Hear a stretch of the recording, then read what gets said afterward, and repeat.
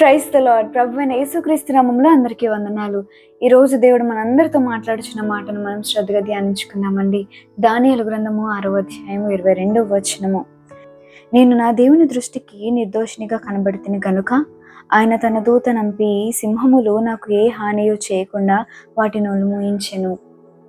మరి దానియేలు సింహముల బోన్లో వేయబడ్డానికి గల కారణం మనందరికీ తెలుసు. He prayed to God which is against to the command that king has passed.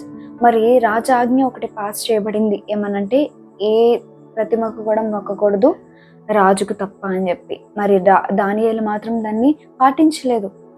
మరి ఇదివరకు ఎలాగైతే ముమ్మారు దేవునికి ప్రార్థన చేసుకున్నాడో అదే విధముగా తను ప్రార్థన చేసుకున్నాడు.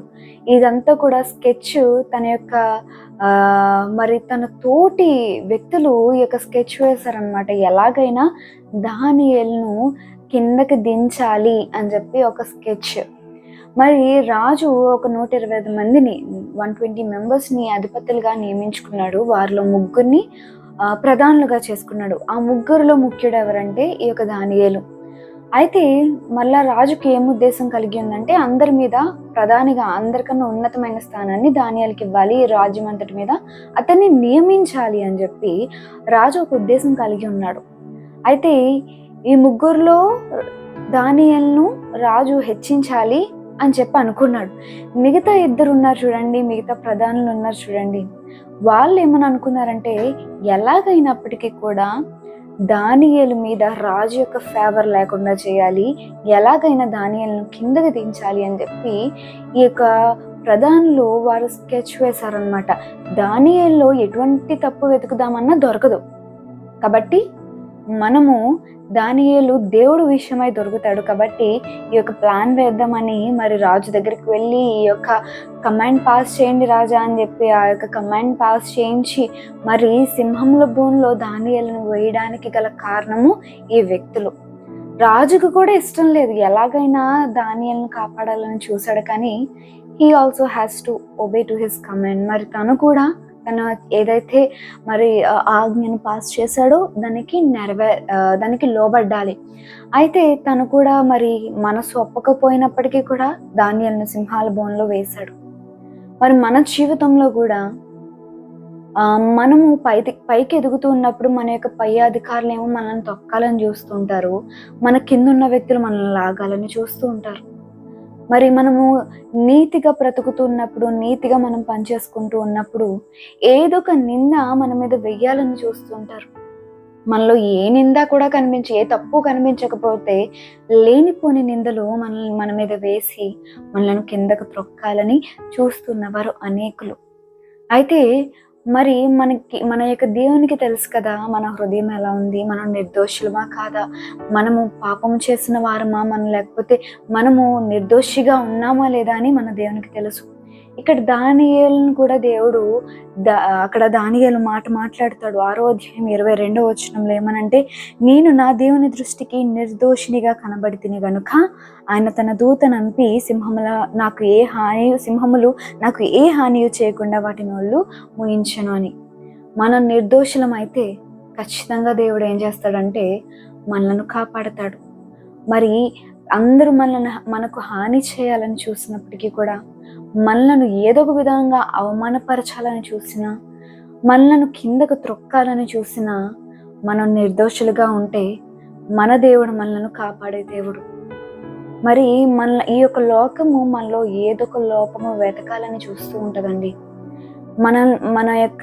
మనలో ఉన్న ఏదైతే స్పాట్, మనలో ఒక స్పాట్ అయినా దొరుకుతుందా లేదా అని చెప్పి ఈ యొక్క లోకం చూస్తూ ఉంటుంది. అయితే ఏ స్పాట్ కనబడలేనప్పుడు మన మీద లేనిపోని నిందలు మోపుతూ ఉంటారు.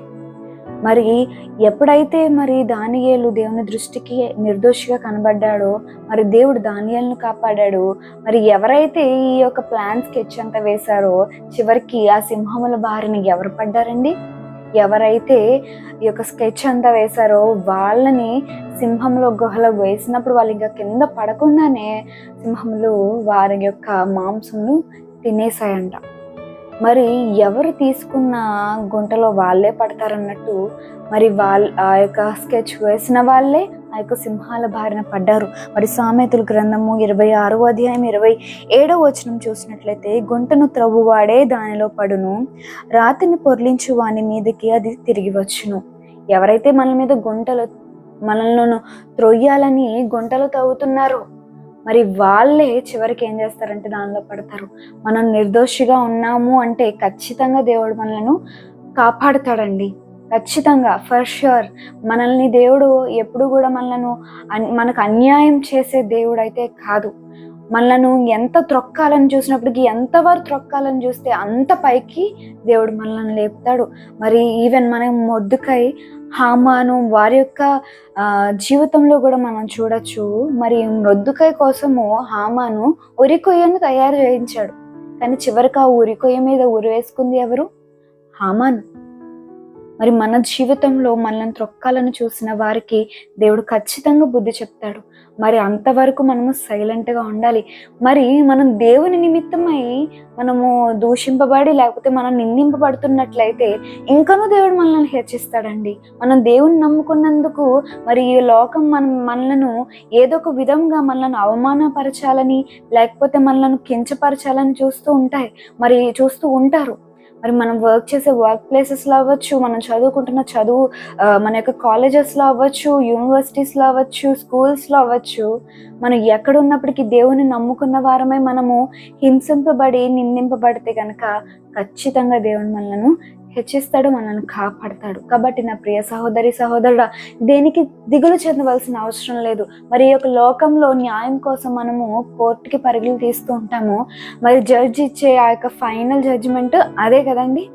మనం దాన్ని ఇంకా మార్చలేము. కానీ మనకు జడ్జ్ ఎవరు? మన దేవుడు. ఆయనకి సమస్తము ఎరిగిన దేవుడు. నేను నిర్దోషులమా కాదా అనేది దేవునికి తెలుసు. నిజంగా మనం నిర్దోషులం అయితే దేవుడు దానియేలుని ఎలాగైతే కాపాడాడో మనల్ని కూడా కాపాడతాడు. ఈ యొక్క వాక్యం దేవుడు మనందరి జీవితంలో నెరవేర్చును గాక.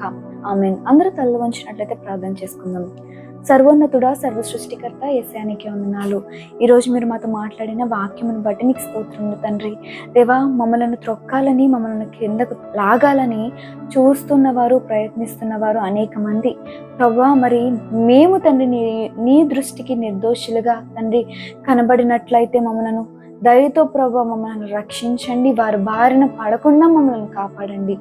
దేవా, ఈ యొక్క వాక్యం వినుచున్న ప్రతి ఒక్కరిని నీవే దీవించి ఆశీర్వదించండి. నీ యొక్క మేలులతో ప్రభువా మమ్మల్ని నీవే తృప్తిపరచమని, మమ్మల్ని ఆశీర్వదించమని ప్రార్థన యేసుక్రీస్తు ఘనమైన నామంలో ప్రార్థించి అడిగి వేడుకొనుచున్నాం తండ్రి. Amen. God bless you. Have a blessed day.